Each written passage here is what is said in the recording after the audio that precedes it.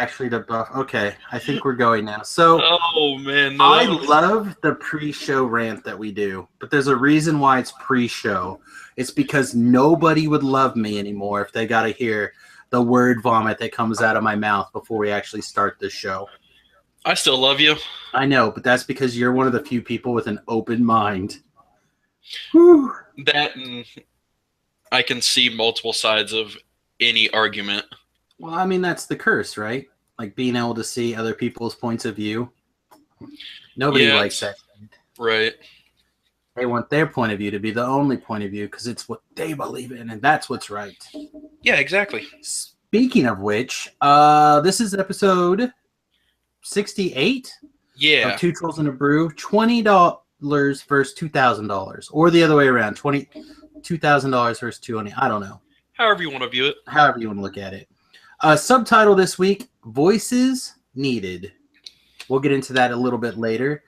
But I guess I also want to throw in like a third title here: Facebook questions. And I think that's where this little sub rant's going to come in. I'm going to move it up here to the front of the show. Boop. Okay. So I threw out on Facebook, like I always do, that we're about to go live. And like I always do, I solicit questions, comments, etc. And sometimes I don't get anything before the show. I get them after, and I try to save them for the next week's show or whatever. But this week, we actually had one that hit before.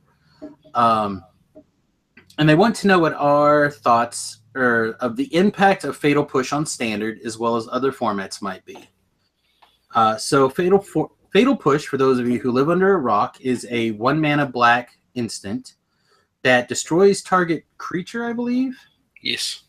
With converted mana cost 2 or less, unless it has a I don't even know what that's called. What's the name for the keyword for that flavor text? Is something that leaving play? Revolt.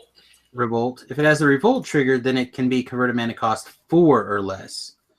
So basically, everyone's in love with this card in Modern, right? Like this is the bee's knees in Modern because Right. you have so many fetch lands. You can just crack a fetch land whenever you basically need to trigger this thing for its mana cost of 4 or less and go to town. In Standard, it's a little bit harder, but there's still lots of Eldrazi Scions floating around. There's still a couple of reasonable fetch lands, and things are going to die in combat, right? So Clues. and clues. Like there's a lot of ways to trigger this revolt trigger on it. So it's one of the probably the I don't want to say the most hyped card, but it's definitely the most hyped uncommon. Like this thing is currently, I think, last I looked, like around $5. Yeah. I got my play set for 15 because yeah, I know. I think I'm up to 3. I don't think I have 5 yet, or not 5. I don't think I have 8 yet, but I have a bunch. Let's see if I search for it, is it going to come up? What does MTG Stocks have this thing at? MTG Stocks has this thing at mid range, $5.19. Mm-hmm. So, yeah, I don't know. Pretty crazy for an uncommon. This should, of course, trend down at Debatable. some point, but well, it's kind of like the land, right? Aether Hub. Yeah. As more of them get opened, the price will inevitably fall because the supply will start to catch up to the demand. Well, Like, I mean, if you look at it this way, like it didn't take. I mean, it took a while for young Pyromancer to find its home in Legacy and in Modern, and it really didn't see much Standard play. I mean, it saw some, but not a lot. But even now, the cards are still like $3 a piece, I think. So yeah, I mean, I caught the very tail end of Young Pyromancer in Standard, and that was like the first card I tried to build around. yeah, Like I took one look at it, I was like, this card's insane. But I kind of get where you're coming from. Just real fast here, I sorted MTG Stocks list by price. right? Hmm. And it is the 10th card on the top 10 most expensive cards from the set, Yeah.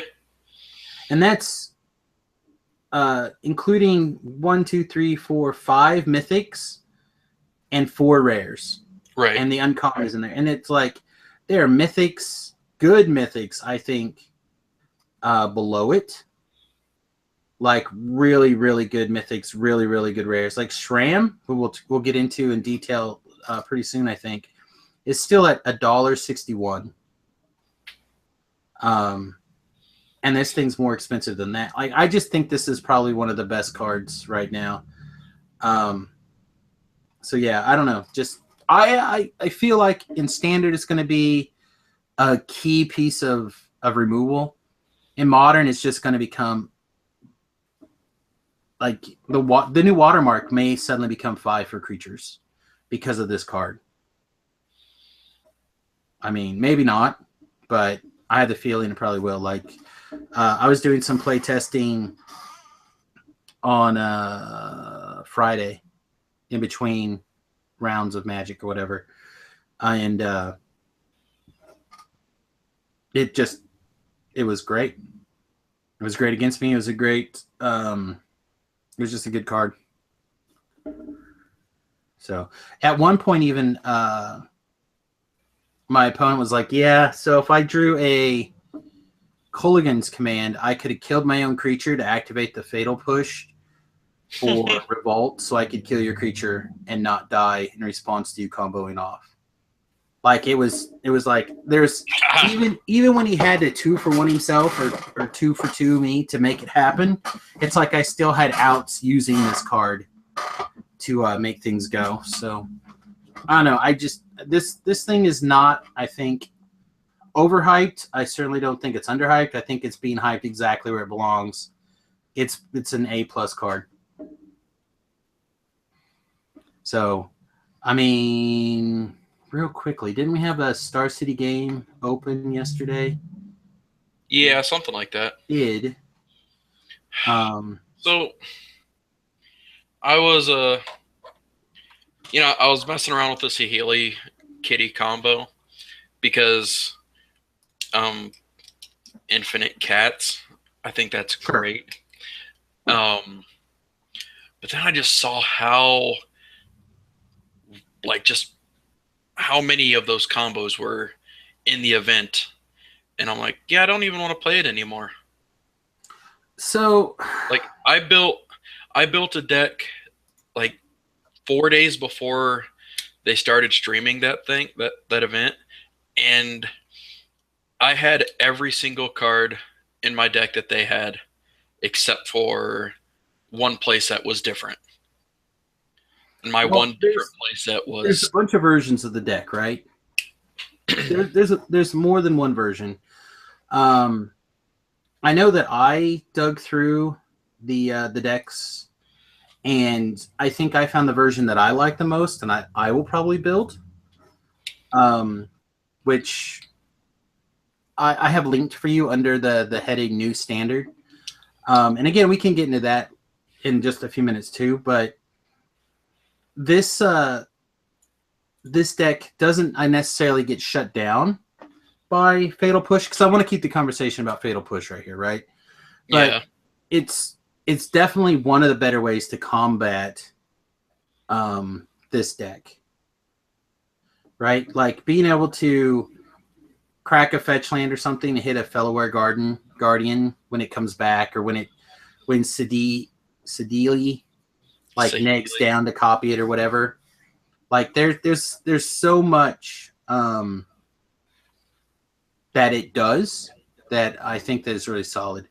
Um, I don't know. I think we're gonna see a ton of this card, and you better be ready for it. And if you don't already have your play set, you know, you have a good excuse to do some drafts. Buy your box, sit there, crack it with some friends, have a draft, and I don't know. Like I said, I think it's worth it. I know Remington drafted one on Friday, And I think whoever opened the pack took the rare first and then just like blindly passed the fatal push. But I don't think the rare was worth more financially than the fatal push. I just think Right. they saw a shiny rare and took it. And Remington's like, well, this is one of the cards, Dad told me that was over the $10 mark or at the $5 mark or whatever. And we kind of have a bit of a rule where we try to make our $12 back during the drafting process. This way, even because a draft at our LGS costs $12. So anything over that is awesome. And of course, winning the draft is a priority. But at the same time, we have like the sub game of can we get our money worth out of it in case we don't win. And soaking up things like this is going to be key. Because a lot of people are going to be like, oh, I cracked the Planeswalker. I'm going to take this Planeswalker and not realize that, other than Tezzeret, I don't think that there's another plane. Oh, I guess Johnny's still worth more too. So they're going to take their Planeswalker and then pass their Fatal Push. And we're going to be like, well, you may have got $10, but I have $5. So, and then my rare that I picked up might be $3 or $4. And now all of a sudden I'm at $10 of my $12 entry fee. And I just need to pick up a couple more dollars to break even or be ahead. So I don't know. Pretty excited. I think it's going to be a great card, and I think people need to be ready for it. All right. How about we jump down to troll cards, my friend? It looks like you have a sweet one this week. Yeah. One that basically won a Pro Tour. Did you realize that? No. Yeah, the Dune Blast is Travis's card that he wrote down this week, and it was the card that basically took down the Pro Tour for oh my goodness. Now I can't think of his name. I'm gonna figure out who it is. And Arzi something. It's like AIZ. Oh no, I'll find it. There he is. Arilax, there it is. ARILAX. Dude, You were close. I could see his face. You know what? You right? got the vowels right. Yeah. Order is not important. People watch this show for two reasons. You even got the vowel order right. You said AZI, which ARI. I mean, it's really close. Pretty close for me. Yeah. For me, it's like right there. But people watch for two reasons. One, because we're funny, and two, because I can't seem to get anything right. Yeah, well, explains your politics. Keeping that out of the show. Thanks.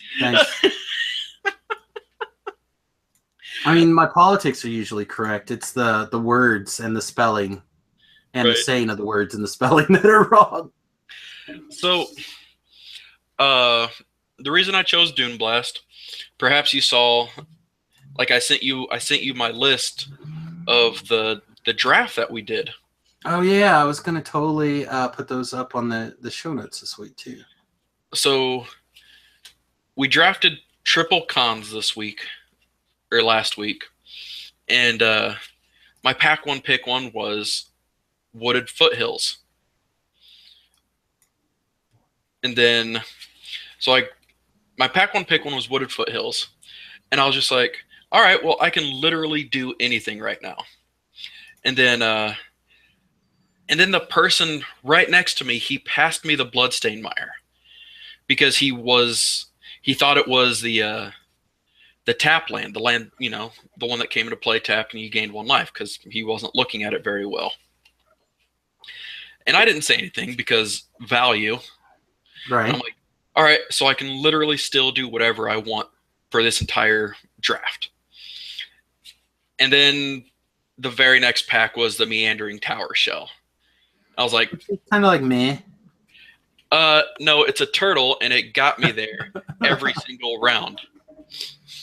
Okay. So I was like, oh crap. Well, I really don't know what else to do. So in typical cons block format, If you don't get a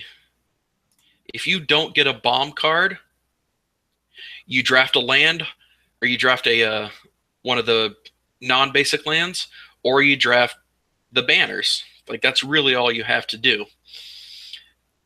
And then these all came out of the next pack. The dude to my left in pack two, he opened the Dune Blast. He's like, "Well, I'm so deep into Jeskai that I can't keep this." So he passes to me. I'm like, "Yeah, I'll take it." And like I think this one I took the flying crane technique, and then the Dune Blast, and then the Trap Essence. I'm like, "Wow, you guys are just passing me money right now." Uh, and then I just got a bunch of things with 4 toughness. So basically, I ran the late game butt deck where I had the Sultai Flare, which whenever a creature with toughness 4 or less die or goes to the graveyard from play, you gain 4 life. And then I had the Crocodile that you sacked a creature and gained life equal to its toughness. So, like one of the games, I sacrificed the Meandering Tower Shell and gained 13 life. And the guy's like, "Well, I can't come back from this." Uh, but every single match, I got to live the dream of having 2 creatures in field, one of them being the Meandering Tower Shell. So I attack with it, it leaves play, go to my second main phase and Doom Blast. So then on my next turn, I'm attacking with 2 creatures that are pretty big. Yeah, I mean, I'm not saying that neither of the cards can be good. Like I said, I first of all, you know how you always go on about how you're so jealous that I'm drafting this or playing that Right. or all these seals or whatever. I've been trying to get another cons draft going forever. And I cannot get the guys to do a cons draft here. It's the best. It's definitely one of the best formats. Like, it's hilarious because I don't say things, right, when we're like, well, this is the format that's scheduled, but we're open to other things. If people, really don't want to do whatever, we can switch, And Remington's like, well, I would like to do a cons draft. And I just was quiet, right? And people were like, well, I would rather do cards that we can use, because I think we were supposed to do an oath draft. Right. And people were like, oh, BFC oath, too far. And I'm like, these are all standard legal cards. Like, I don't understand what's going on. So my son, he threw that out there. He's like, well, I'd love to do a cons block draft or a cons draft. And I'm like, well, that sounds awesome. And like everybody else looked at me like I was dumb. And Remington like he was done. It's like it's one of the most fun formats out there. I hope to grab a box here pretty soon. Waiting for the boxes to come down. Just have that little dip right before they kind of like leave. Easy accessibility, right, kind of thing. And I want to grab a couple of boxes right then and put them away for fun time drafts when people come visit or whatever. Because it's like I said, is literally probably the funnest format that I can think of, and it really is like, why no love?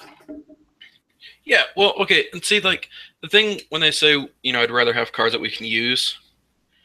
There's like 6 different formats. Right. You have Legacy, Modern, Frontier. That's the big one with the cons. Frontier.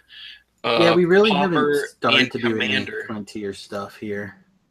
Oh, we're doing our first one on Thursday. Yeah, people haven't seemed to have a lot of interest in it here. I need to poll around and see if people are interested. How can you not be interested in that? I don't know. I'm not particularly excited for it. Like, my issue when it first got released was just call it extended, because that's what it is. I think for me, again, it comes down to the fact that, and we had this argument before, I'm going to try to keep it short, but I would rather have a rotating format. Yeah. And and it can be rotating. I don't have an issue with that. I prefer it to be a rotating format. right. Oh, I think that the general idea is that, and I'm stealing the arguments from the professor. They had their debate show or whatever.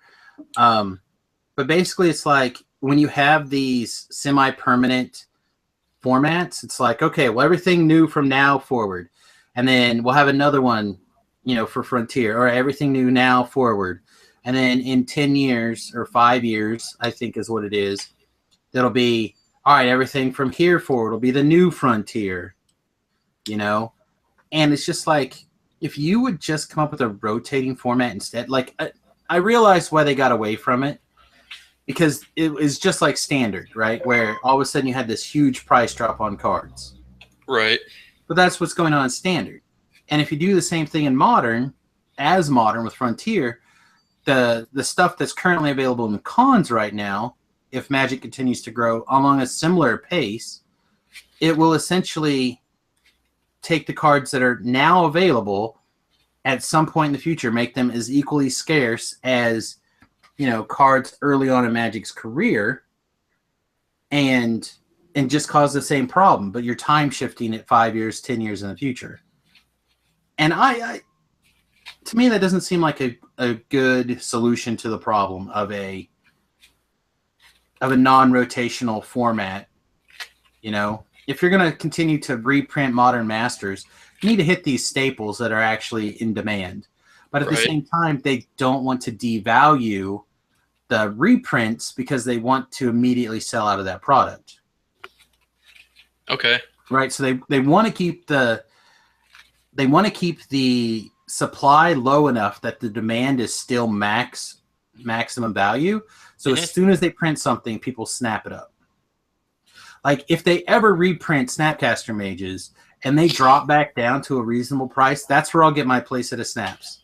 Right. Like I have 2 of the old ones, and if they reprint them in this next Modern Masters, I will grab them from there and I will laugh all the way to the bank. I'll be like, ha ha ha, now I don't have to spend $80 each for them or whatever it is. Yeah. The same thing for Scolding Tarns. Heaven forbid the day they reprint those. I mean, Damnation doesn't get played anywhere really, but sure. That's because nobody can find it. I've got some.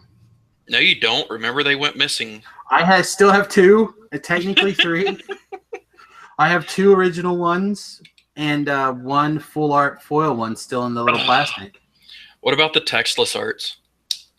Yeah, that's what I'm saying. I have the textless full art one that looks like the Wrath of God. I have that one too, I think, still in the plastic. But yeah, no, I mean, I get it. I just, like I said, this is that problem with Frontier, and I don't know. I could be totally wrong. It could be great, but right now we don't have the demand for it. I'm up for trying it, but like there's got to be some demand to make it happen. And then also, before we get to your troll card, we also drafted Conspiracy last night. Okay. Because went over to a buddy's house and he was having a football / magic night. Okay. And then there was 8 people there. And then my buddy out of nowhere, he's like, for Christmas, someone bought me a Conspiracy box and I still have 24 packs left. I'm like, and we did the math, like, oh, sweet. That's, exactly enough to draft everything. I drafted a mono green deck and I got 2 overruns and a wild pair. See, now that would be a format that I'd be excited about. If it was like Frontier allowed Conspiracy packs, like you might have to do some loopholes or whatever for, the Conspiracy cards. Like we talked about before, doing like a constructed Conspiracy format. Yeah. But at the same, like, if you could do something where you could let these weird cards into a new format, so it makes people who draft these things are getting their value except from just vintage, right? Vintage? Legacy and vintage. Legacy, yeah, except for Legacy and vintage. Like, because those are formats that don't get played a lot around here. So if there was another format that allowed those cards, that would be more exciting for me for multiple reasons. One, it'd give me more incentive to draft like Conspiracy instead of just, for the fun of it.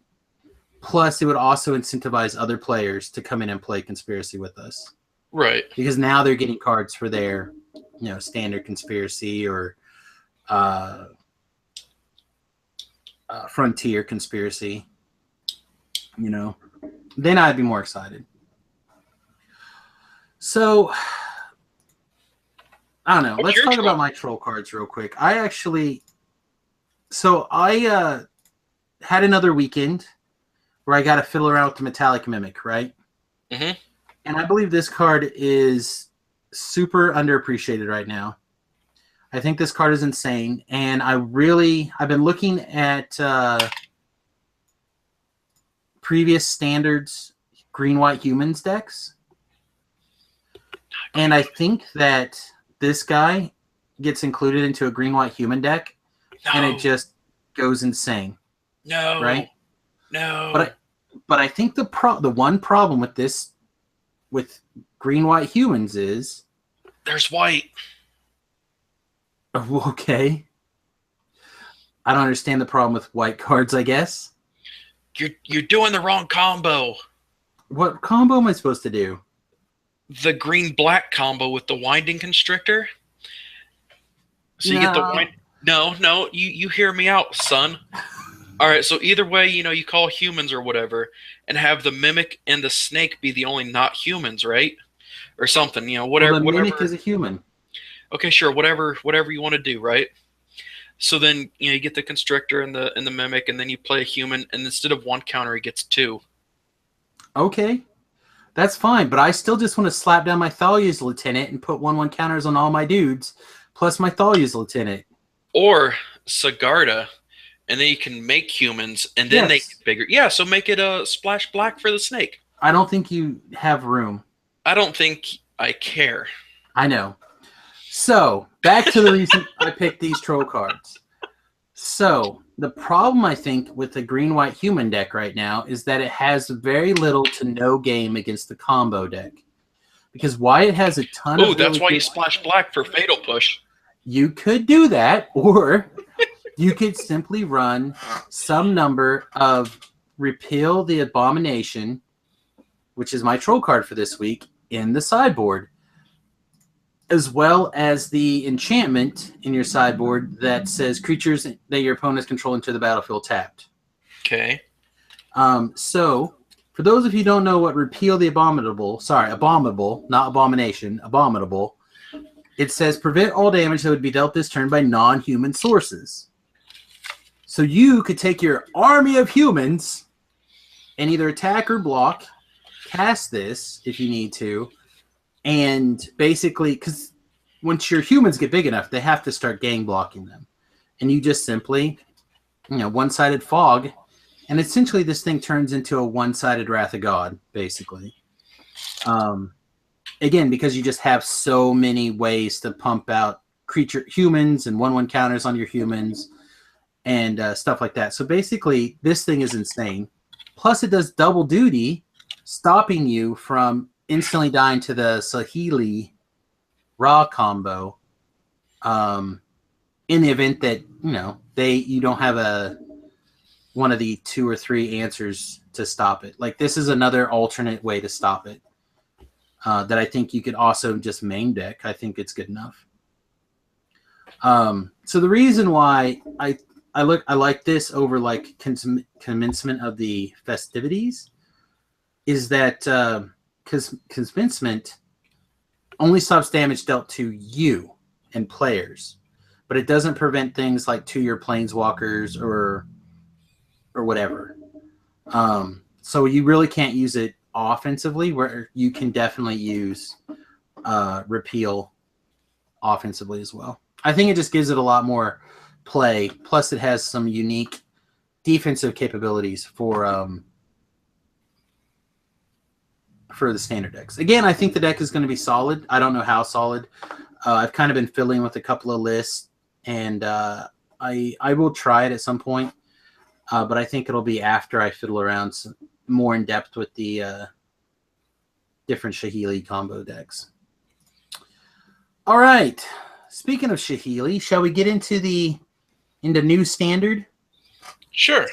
Specifically, so I made a promise to a friend. I'm going to call it a promise. Maybe it's more of a agreement where I'm going to play for this season whatever deck that this particular person thinks is the right deck for me to play this season.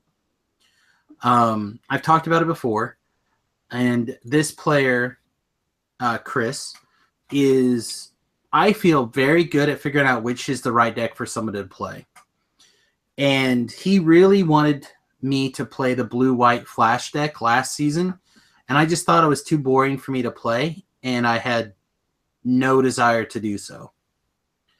But the deck that I ended up playing for the season, he also suggested that I give a shot, and I thought it was great, and it was right up my alley. It just performed very poor for me the last tournament I had left to play it in, where I think if I would have started playing it a little bit sooner and had a little bit more practice with it, I think the deck could have done very well. So I was fiddling around looking through the deck list, and I found this one, the 4-color Shahili list by Robert Graves.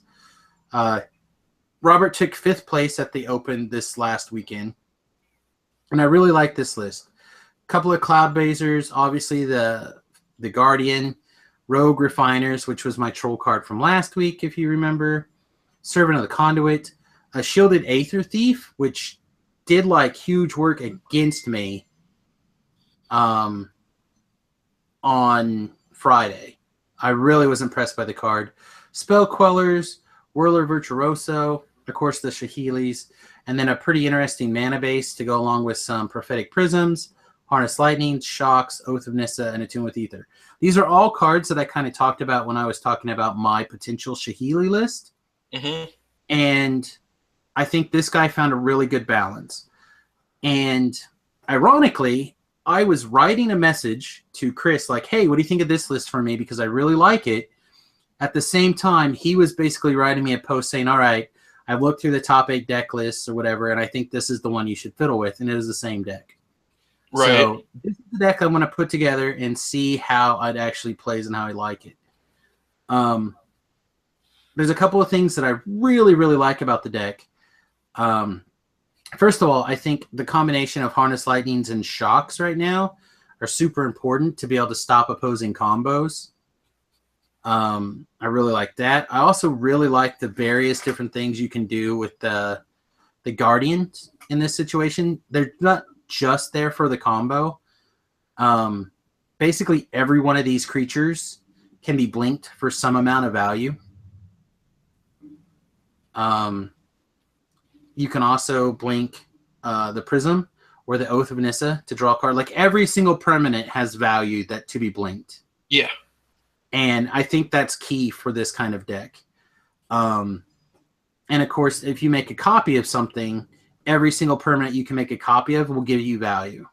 Right. So if you copy a Cloudblazer, a Guardian, a Refiner, a Servant, even though the Servant is probably the least amount of value, it's still value. You don't get a ton of value by using Shahili to blink or to clone a Spell Queller, but maybe that 2 extra points of flying damage will be enough to like win the game or something. So overall, I'm really impressed with this particular list. I think it's very interesting, and I also really like the Oath of Chandras in the sideboard. Again, it's another one of those cards that allows, because you can blink it with the Guardian, it's another removal spell. So anything that you can get additional value from, I think is good. I also really like the sideboarded Nahiris. The only thing I don't like is there's not like a big fatty that you can Nahiri for, that you also bring in if you want. Like one Kozilek I think would be good, or something along those lines, right? Something that just like, if you slap it down and attack with it, you're going to get that huge I win the game kind of value. Well, see, okay, so my version, I had a single Cataclysmic Gear Hulk in the side. Uh-huh. Because You're never gonna have two Saheelis out. At the very worst, you're gonna lose a Nahiri probably. Um, but when Cataclysmic comes out, it wipes their field also, and it's a beating that you attack with. Next turn, you play it again. Exactly. So that was the fatty that I have in my side. And I think it would be okay, to be really honest. Like, I don't think that one's necessarily the wrong one. I could easily see somebody playing that one. Like I said, I feel like you need something. I'm not sure what it is exactly, but something. Right. So, and I could even see putting one of those in the main, to be fair. But I don't know. Maybe the idea is that you just use a Nahiri to filter your deck to try to find the combo quicker. Yeah. So I don't know. I didn't get to watch this guy play. I'm gonna go back and watch him play this week, or gonna go back and watch him play and see what it kind of looks like. Yeah. So have you found anything particularly exciting? Out of the new standard that somebody else has come up with, or are you still just kind of brewing yourself? So far I'm just brewing myself, but me and some friends came up with a pretty spicy idea. It's going to be incredibly glass cannon, but Okay. I think it'll be funny. It does have SRAM, but it doesn't have any of the other things in that list. Okay. Well, then since we're comparing the list real quick, let's look at this guy. Okay. So this is Kinji's deck, I believe. That I want to stop you before we get started. Okay. The name of the deck is the best part. The Shram Dunk. Yes. Okay. So I think the reason why I'm drawn to this list is, one, because this is very similar to what I was kind of brewing on the show a couple of weeks ago. I think it has almost all the same pieces that I kind of was hollering about. You know, the Shram, all the different zero casting cost equipments, the inspiring statuary to make things, basically make your zero casting cost equipments tap for mana, basically. Right. So you can cast like the paradoxical outcome, stuff like that. There's a few cards in here that I did not think of, and I do question, like the need for Attune with Aether and commencement of festivals or festivities. You're already white, you know. Can you not make something like Repel do the same work?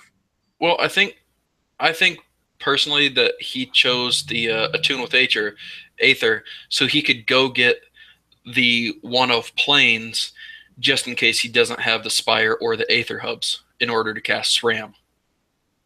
Yeah, and again, I think because there's enough blue-white dual lands in the format, you don't have to necessarily do that.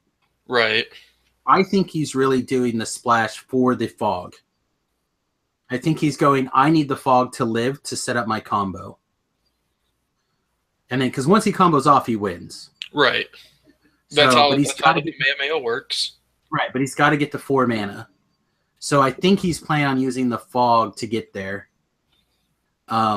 Where, in my opinion, if you're going to splash the green, you should probably go ahead and play the 2/2 that taps for mana, or one of the elves that taps for mana. You know, I think you should play Honest to God Acceleration.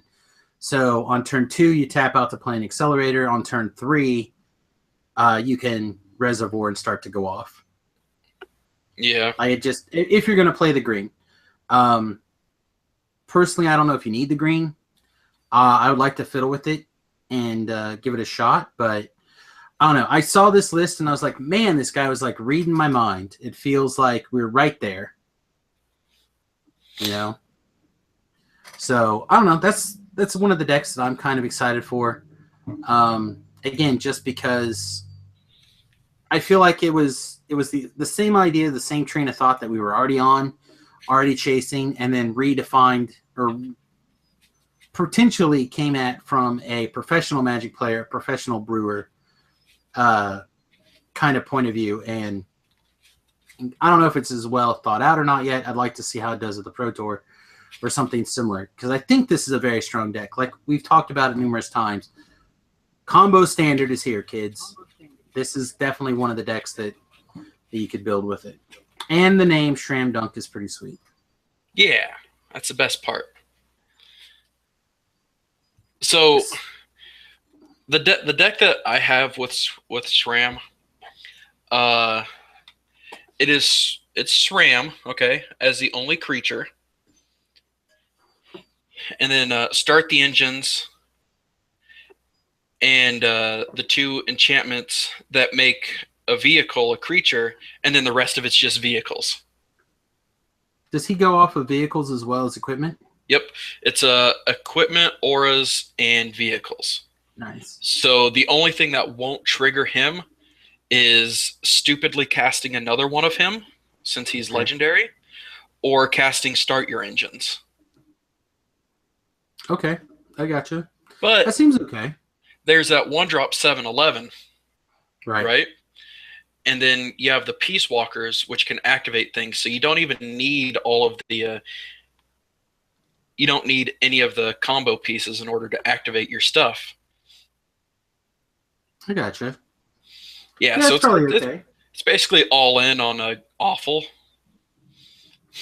Well, I mean, so I guess we haven't really talked about the draft or anything this week, and I don't want to get too deep into it. But one of our players had the 7-11 and 2 of the enchantments that woke it up. Yeah. And then after a little bit of refinement, like he also was running ornithopters for no reason. So we took those out and we like swapped them in for there's a versatile red spell that says blow up an artifact or ground creatures can't block this turn. Yeah. So we like swapped a couple of those around. And I believe he won the rest of the games after that. I think he went 3-1. Nice. From then on. So, I mean, I think it's very viable to run something like that. Again, I want to live the dream in Modern where I play that on turn 1. Suited up on turn 2, attack. The danger is, of course, Fatal Push now, right? Right. Coming out of your opponent deck. And then give it Trample and Double Strike the next turn. So I'd like to live that dream, but it feels a little all in to me. But that's the plan. All in, all the time. Let's do this. So I don't know. So you issued a challenge last week, sir. Oh, now I remember what I was forgetting to do. Excellent. I'm glad you took the time and opportunity to do your task. Yeah.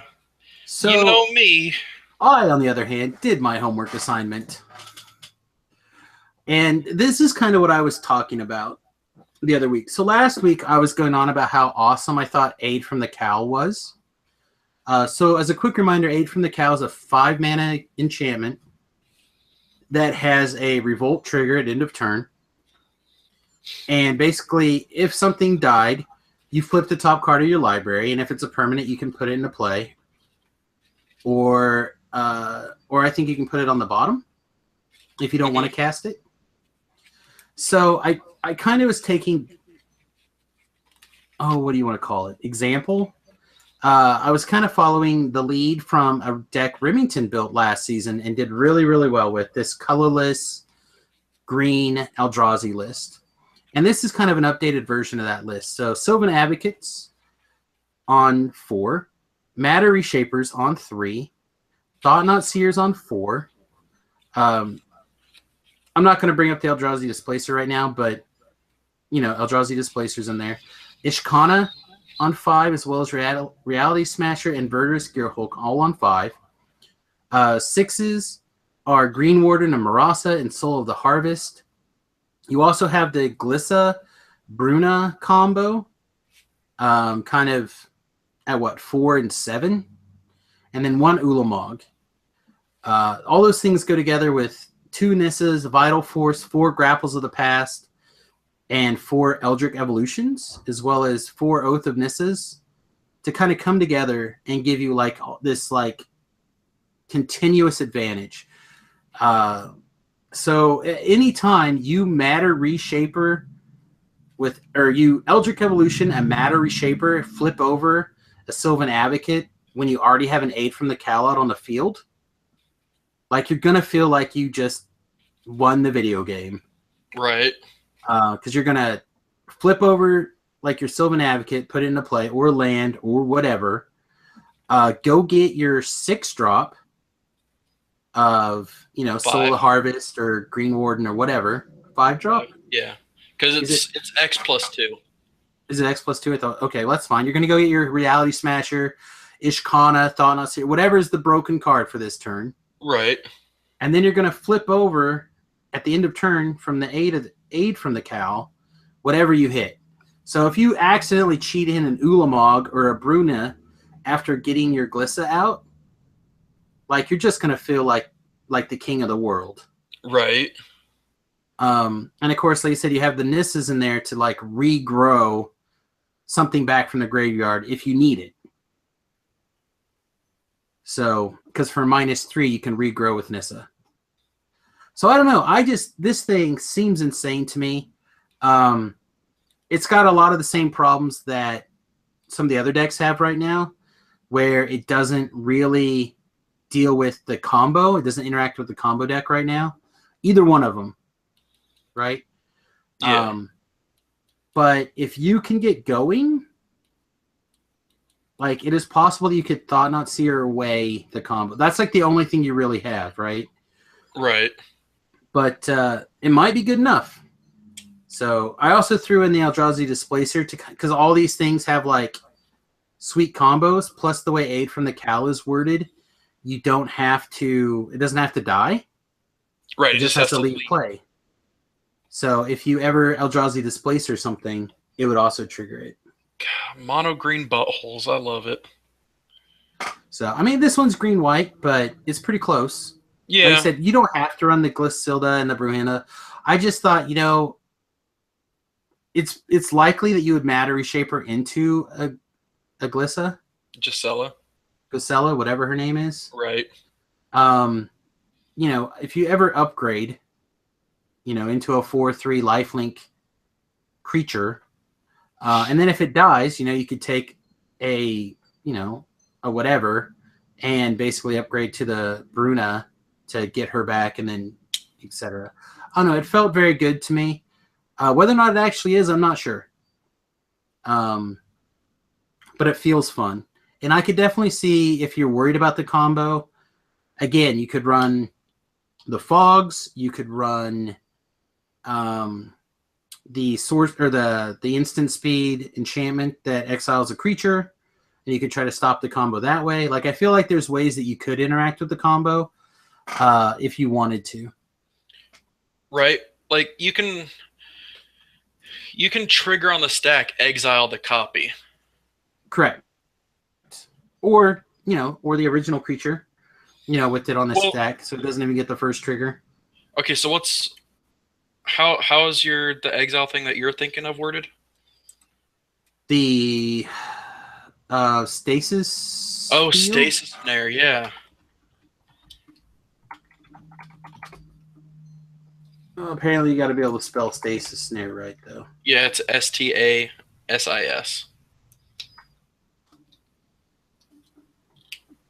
All right, here we go. Exile target creature and opponent controls with flash. With flash, yes. So, like I said, I guess before you pass priority, or before they priority. I mean, the ability's going to, like, you let the ability go on the stack, right? So then if they're going to blink the Planeswalker, you can grab the creature. So it blinks the Planeswalker, comes back, and there's nothing. Or even targeting the creature. Right. Or the same thing the other way around. Like I said, the concern is if they are holding up a negate. Right. Which most of these decks didn't seem to have negates in their deck. I think a lot of them had them in the sideboard. Right. And I think they were sideboarded to try to stop the other combo deck. So, like the list that I'm looking at has 2 dispels and 3 negates in the sideboard, and I think that's specifically to stop the other combo decks because I think it tests very, very well. That being said, the black green deck that came out is also very, very good. That one just came out swinging, literally. Right. I did get to watch a little bit of the games with that deck in it, or with that deck, and it was very, very strong.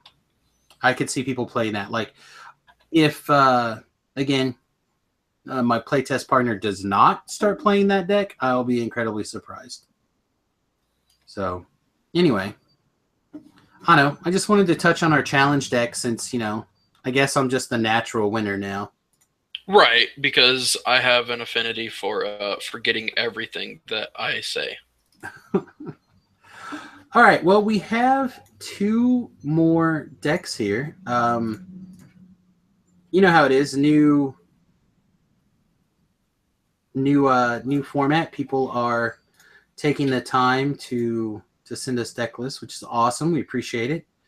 That's a ton of fun. I'm trying to figure out how to get it to. I don't have a good way for this to come up. I guess we'll just do it like this. All right, here we go. So this is one of a decks from Nathan. This one is named Chris's Reckless, which I believe this is named after an individual I called Johnny here at the arena. And it's very similar to the deck that we were kind of working on. You mean the one that I already built? Yes, it's very similar to the one you built. Like minus the removal? Like my version of it, of course, is white, red-white. Your version was red-black. And this is very similar to that. So it's basically a base red Panharmonicon deck. This one, Reckless Fireweavers, Filigree Familiars, Harness Lightnings are all basically standard. Clogworkers, Puzzle Knot, Prophetic Prisms. These are all pretty common cards. This version of it runs the Weaponcraft Enthusiast, one Combustible Gearhulk, and a Marionette Master. I know our versions were different. Not really. This is like the exact same thing. This is not my list. This is Chris Nation's list. Deck? The difference between this deck and my deck is instead of the Marionette Master is I run the Angel, the Fabricate Angel, and the Weaponcraft Enthusiast is also another card that makes servos, but it's in white. And then I don't run the Combustible Gearhulk. And instead of Unlicensed Disintegration, I run the Declaration in Stone. Like I said, it's similar. It's the same vine. But like all these Panharmonicon Reckless Reckless Fireweavers deck. Go ahead. What was your comment? I said, but again, how is it different from what we already went through with mine? I don't know. Like, I feel like there's some differences. I don't have your exact deck list in front of me, though. I have this deck list in front of me. Look at his eyes roll. Look at his eyes roll, everybody. His eye roll is like volumes. So what would you change to this deck? Or do you like this list? I would drop the Inventor's Fair down to 2. I'd also drop the land count down to 23. And I'd bump the Marionette up to 2. So you're going to lower the land and up the 6 costing cost creature? Yep. Because that's what I had, and the only time that I ever lost was when I flooded out. See, I would almost the say... deck, it doesn't lose to other things. The deck loses to itself only. Every time. I would almost say, like, you're on the right track with cutting the Inventor's Fair, but I think I would probably cut the Gearhulk and an Unlicensed Disintegration to put in 3 Tormenting Voices to help give you that additional draw, that cheap draw. So like right now your draw is basically Metal Spinner's Puzzle Knot and Prophetic Prism, which are good, but See, and being like able to go even deeper at one time is, I think, very important. the thing with this deck is the removal is unnecessary because you don't care what your opponent's doing.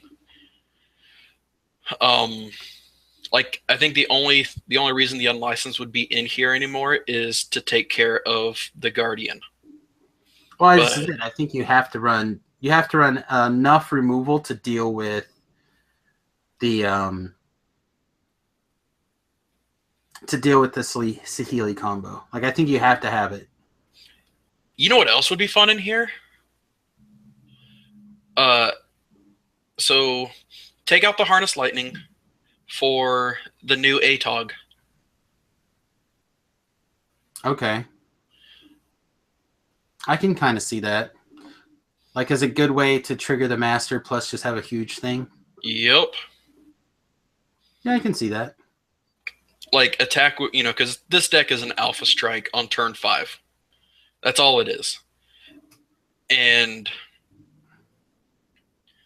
oh yeah, that's right. Because mine had the reckless bushwhacker also. So no, it's just a turn 5 alpha strike. You don't care what your opponent's doing. Let them fiddle around with their combo. It's irrelevant because you want to alpha strike them as quick as possible.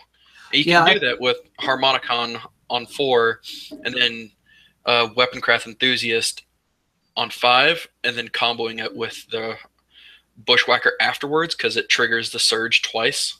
right. I do like the idea. Like that was that's the thing that I really liked about your list actually. Um, like I could see cutting the sixes and like the land and a licensed disintegration, or even maybe a puzzle knot to put the Yeah, 4 bushwhackers in. Like that was the key to your deck. Now that you mention it, in my opinion, like I really liked that you had the bushwhackers to just like go all in. Like anytime you attack someone for like 27 or whatever, I think is probably great. right. Well, see, and I think that's why the Marionette Master needs to stay. Just, as a one of, it's fine because if you have the Atog, then the thing's getting bigger as they're losing life. Yeah, if you have the ATOG. Right. Like I don't know. Like I said, I like the idea of just like here's my 6 mana or whatever, and I'm just gonna kill you instead of here's my 6 mana. Now if I have to, I can kill you more slowly. So I don't know. I'd like to see it played both ways. But overall, I do think that this is a viable option going forward. Again, Hey, I don't Samus. think I'd play the 6. Yes. Samus. Uh, did you see that there's 3 signs you may have a fatty liver? I do see that right there. Yes, sir. Thanks. Yep. All right. We have another deck list here. Let me pull it up. Yeah. Oh, I guess I got to do it from here. There we go. Close this one. Open this one. All right. So we have another list from Nathan again. This one I think is something he has been working on for a while. He's been trying to make another black-white control kind of take off. And I think it's probably a good call right now because a lot of the things that made the previous black-white control didn't leave. Right? Like Soren's still great. Nixless is still great. Gideon's still amazing. So I feel like the things that made the previous black-white is still here. Just now we get a few more tools like Fatal Push. Like Yahini. Yeah, sure. And of course the Gifted Aetherborn. So I don't know. I feel like this thing has more tools at its disposal. And I kind of like what he's doing with this list. So do you want to run down the list real fast? Sure. I'm doing that right now.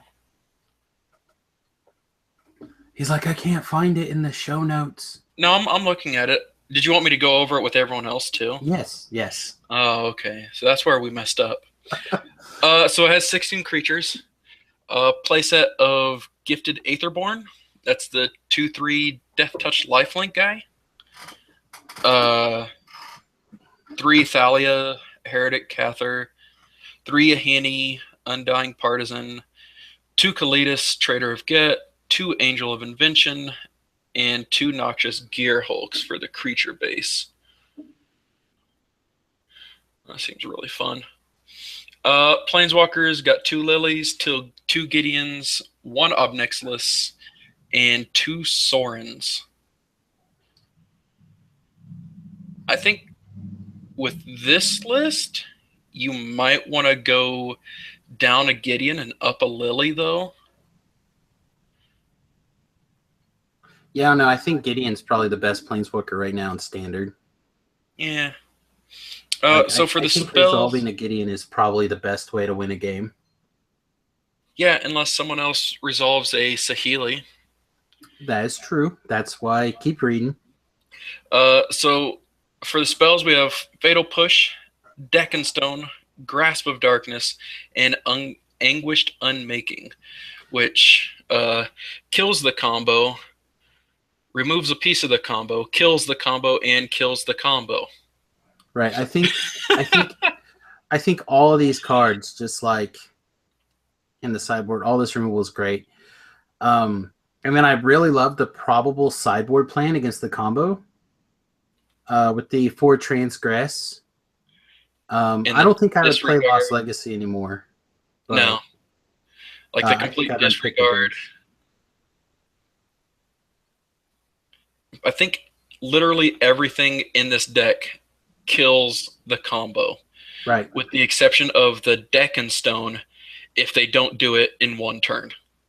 Right. And I think the main deck Thalias are really important. Again, I would put in the enchantment that says creatures your opponent control come into play tapped and you gain a life. Yeah. In the sideboard. Like, I don't know why those aren't in there. I think, is it Council's Authority of the Council, maybe? Mm-hmm. Like, I feel like that card's just such an easy way to counter the combo. Right. Like, clearly they knew what they were doing, so they knew that they were putting the combo in. And they gave you, like, an incredibly difficult to remove way to slow it down, if not stop it altogether.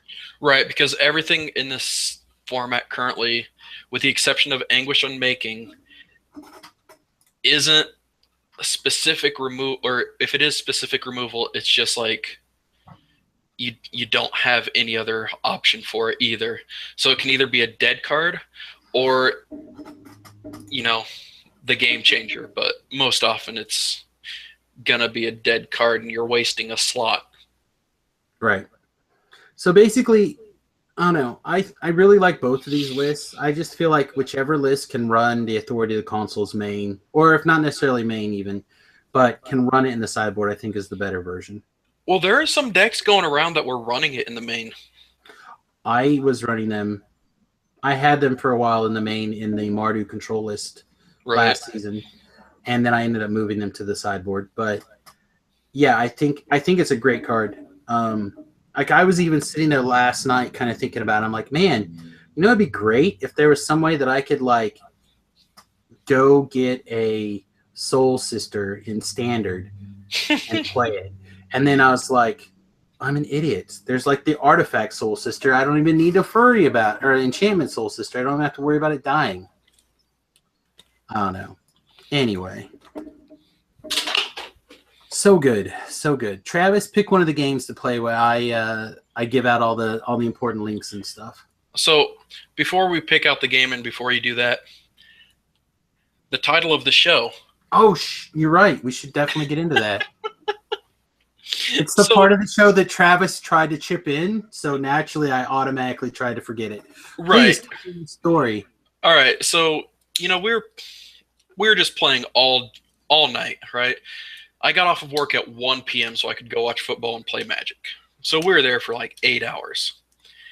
And we had every single format available to us. We had Commander, Legacy, Modern, Standard, and Frontier all with us. So one of my buddies, he has the Modern Jund deck, which is like $2,000 not foiled. he has his entirely foiled out.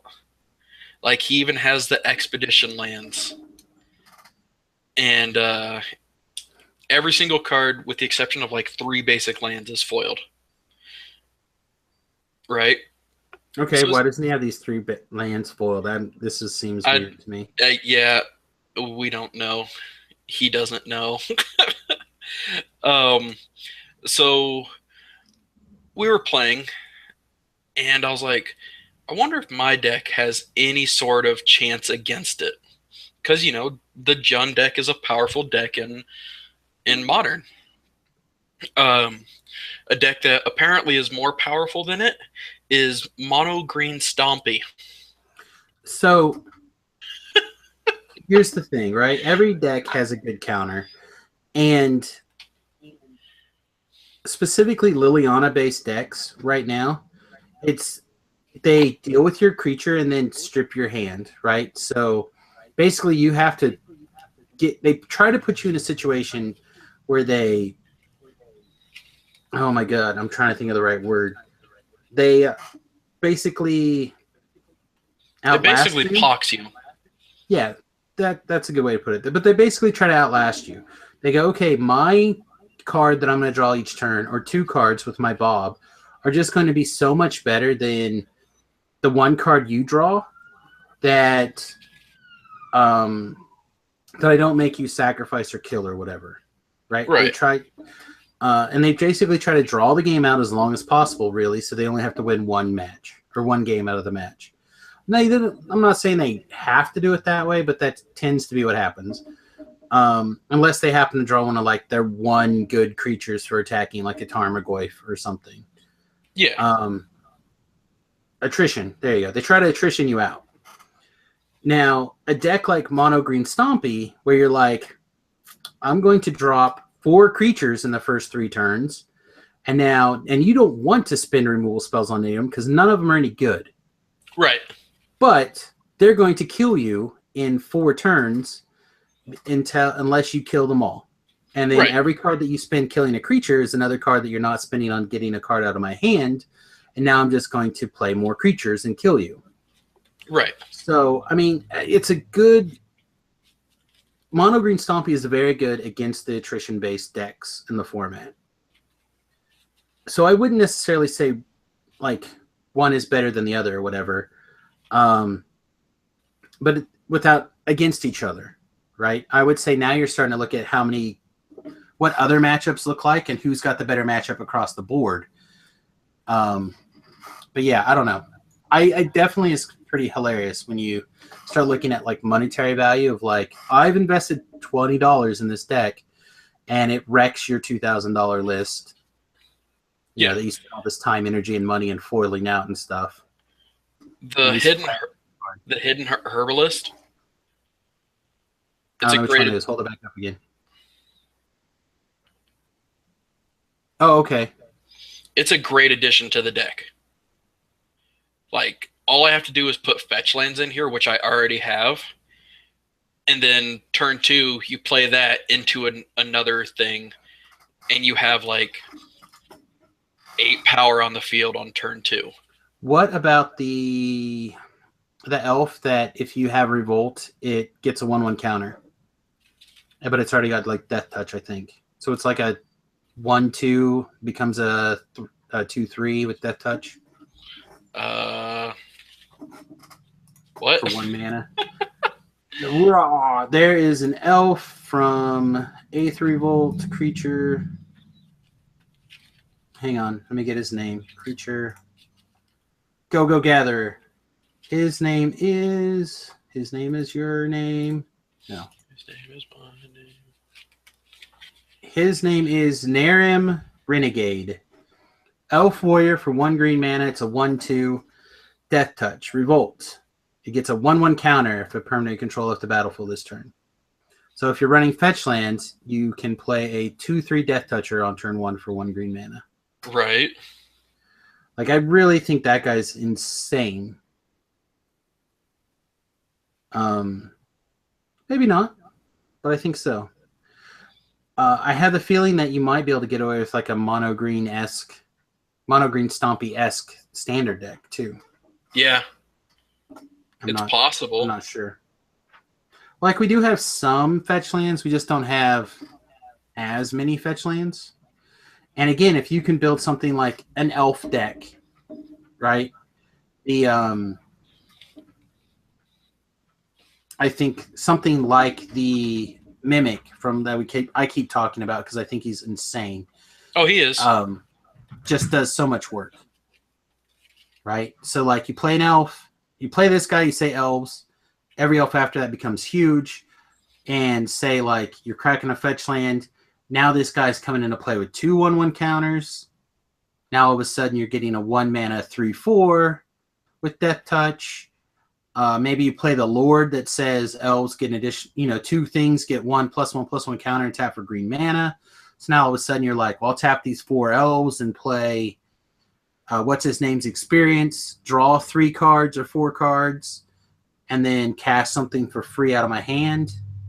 Right. Like I said, I think there's some interesting potential, and I think it's going to take people who can brew quicker than I can because they have access to all the cards.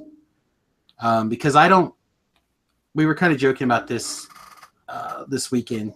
Like I buy my box slowly over the course of many weeks, doing so many drafts, right? Where everybody else like just spends their $100-$150 and gets their box and a half, 2 box or whatever, and Yeah. goes to town. So I just like really like the idea that you can kind of make this kind of happen in the future. And I feel like once the Pro Tour comes out, and we'll start to see what decks flow to the cream of the crop there, and then figure out which is the deck that is awesome but didn't do as well as it probably should. Yeah. Kind of like the Black Devotion deck in the Theros Pro Tour. Like it was definitely the best deck. And people were like, wow, this is the best deck. Why didn't anyone think about it? And then it just got refined and refined and refined. And then it won like 3 Grand Prix back to back to back. Yeah. So, I don't know. Like, I feel like there's definitely several decks out there that could potentially do this. It's just a matter of, finding the right one. Okay.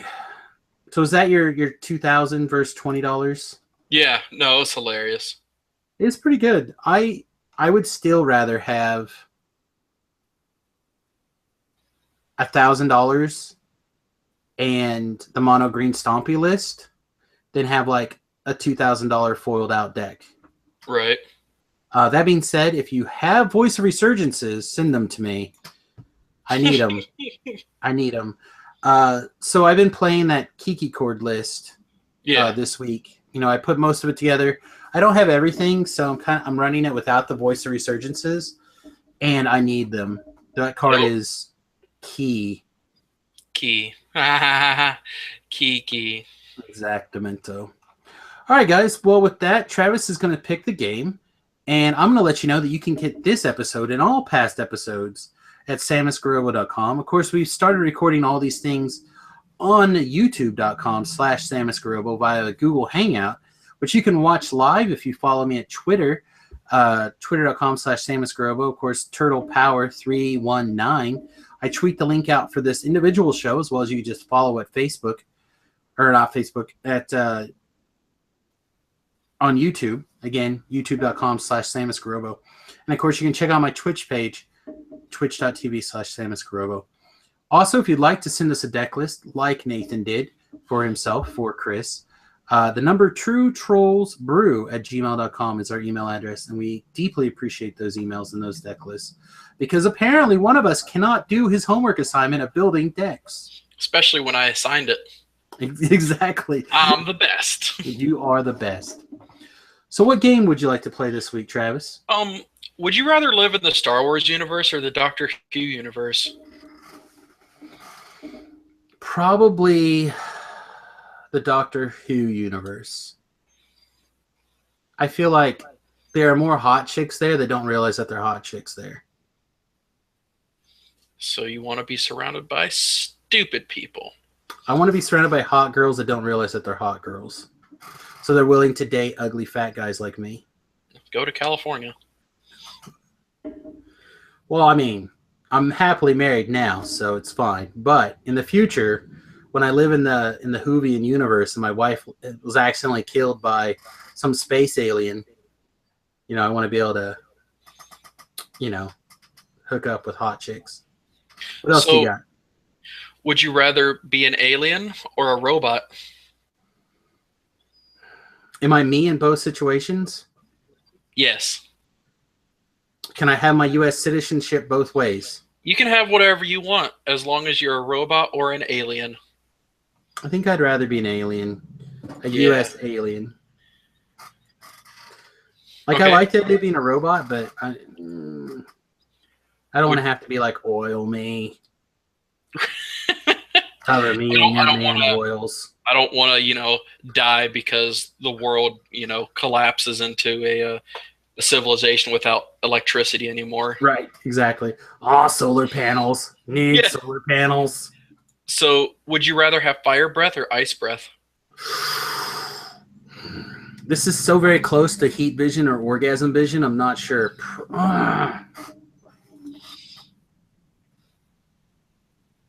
I think cold breath. I think you could do more with cold breath than not fire breath.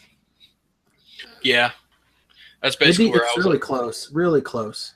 Nah, I was right there with ice breath too. Okay. would Would you rather be able to fly but have no family or lasting relationships? Not. So, as a pilot who can't afford to fly because of family and long-lasting relationships, I'm going to say not fly because of family and long-lasting relationships. It's Yep. expensive to be a pilot. It's very expensive. That's stupid. However, that one did hit a little close to home, my friend, and I think I want to go cry in my Cheerios. Yeah, well, luckily that's a deck now. I'm so thrilled. Like since I was already putting that deck together, like I'm really close. Yeah. Would you rather not be able to taste or not be able to smell? Well, Okay, you well already I already can't can't smell, smell. so I think As I'll soon keep as the I said not them, I'm smell. Man, people are learning so much about me. How I'm a failure as a pilot, and I can't smell anything. right. I mean, you already were one of these at one point. It was. would you rather have? Would you rather be a girl with a buzz cut? That's not the one that you were, Okay, or good be call. a boy with thick, long, curly hair.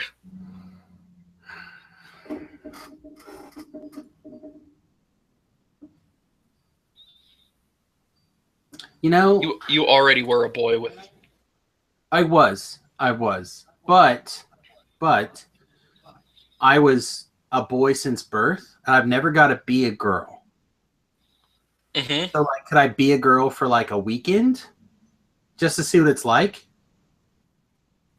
Because, like, if I could be a girl for a weekend with a buzz cut, I would try it just to see what it's like to live on the other side of the penis spectrum. Really, you just want a dick in you. Well, I wasn't going to go there, but the end of the day,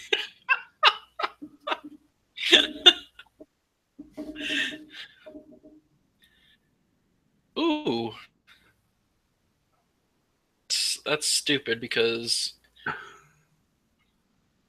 would you rather have no eyebrows or a unibrow? I'd rather have no eyebrows. That one's easy. I detest my eyebrows as it is now. Like they already get really bushy sometimes, like individually. So I got to go in there and trim down like individual eyelashes or eyebrow lashes. Um, would you rather have arms in proportion to a T-Rex or have a neck in proportion to a Brontosaurus? So you're asking me would I'd rather be able to give myself a handy J or a BJ? Ah, shit. Like, like it Yep. just, you know what I mean? Yep. Um, so I guess I would rather have the. Wait a minute, hang on. If I had a neck, the proportionate, I would have regular arms, right? Yeah. So I could have both. Right. This is not a. This is a stupid question. Who would ever pick the T-Rex arms? If you can't anything. Apparently, 53% of people Oh my god, people are dumb. would rather have a T-Rex arms. No, no. Clearly, the answer to this is Brontosaurus neck and regular arms. Then you can fondle everything, and if you really felt like it, you could get down there and lick some stuff. And if you really felt like it, you would never have to. You could like be at the back of a crowd at a concert, but still be in the front row. That's right. Just like think of the places your head could go. Like you decide you want to peek into the ladies' room. You know, like they have those high windows way up there or whatever. Or like you don't want to pay to get into a ball game. You just like walk nearby and watch over the Right. things. Like, I mean, this sounds like, I mean, I don't know why you can't get this done in real life. Just like put a jack under my chin and just like, sounds like the greatest day ever. So, would you rather fight a bear or fight a lion? Well, I mean, apparently it's a big thing for in elementary schools to fight off bears. So I probably need to get in there and beat some bears down. Right. Then they could hire you instead of having a gun on the premises. Isn't that right, Betsy? I mean, so I think, and this is, we're going to end the show with a political rant by yours truly. I feel like every person in America, if they're going to have a national school system, right? If we're going to continue to have a national board of school or whatever it's called, I forget. Like, I think that they should make handgun safety and gun safety a required class in all schools across the board. And I think everybody should learn how to use, operate, and properly handle a firearm. Okay. And then what, and make, you know, you don't start like super young. Like you don't have elementary kids out there with the M16 going to town. But you know, you teach everybody safety, you know, at different levels. There's different levels of safety. And you could have volunteer groups come in and teach the classes for free. Like I know there's groups that do this all over the country. And I think that you would definitely quell a lot of the concerns and fears about it. Plus, statistically, shootings happen like 90% of the time at these gun-free zones, right? Because it turns out people who are crazy and want to shoot people tend to be cowards.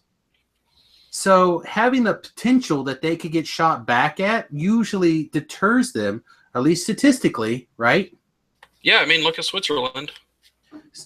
There you go. So having a populace who is not afraid of firearms, knows how to use them, and has them available for emergencies, because it's everybody's right to self-preservation. Everybody should be able to defend their lives to whatever degree they think it is. And if somebody wants to hide under a desk in self-defense, they're welcome to do so. But if somebody out there wants to step up and be like, no, I'm going to shoot the bad guy who's going to shoot at me, I think they should have that right as well.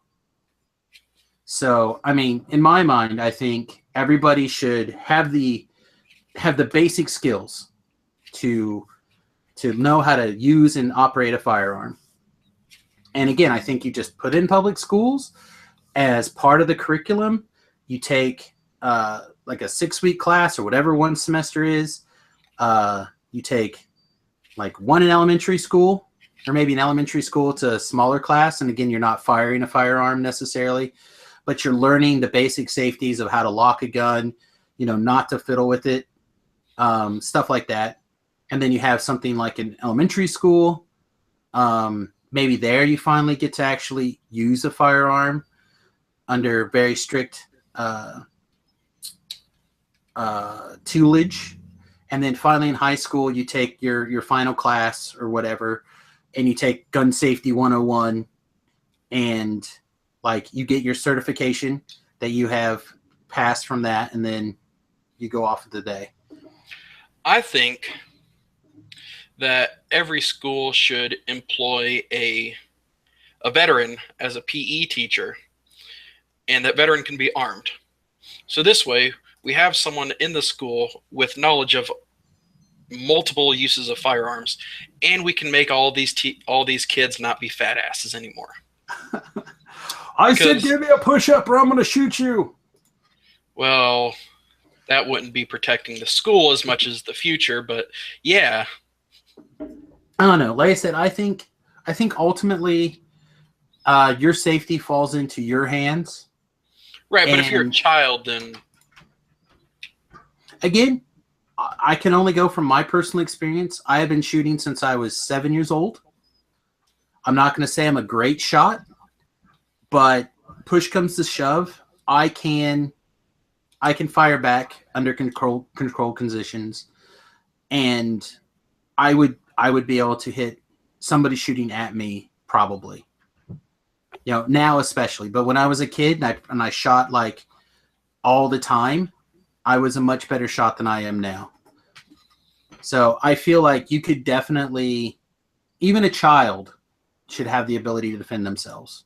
And remember, not that long ago, kids were going out and hunting, after school, for food to put on the table. Like that was just something that kids had to do to live not that long ago, a couple hundred years, which in the grand scheme of a life, that's not very far. In the grand scheme of, the planet, it's just a blink of an eye. Right. It's just we've decided that those things should be removed, and as a society have stepped away from that. But that doesn't mean that the kids are any less able to handle it, except for how we teach the kids. Right. So, and that's where I feel like you put it in schools. You start at a young age teaching gun safety, and within a couple of generations, you've completely eliminated this mindset that guns are only designed for killing, but because they're not.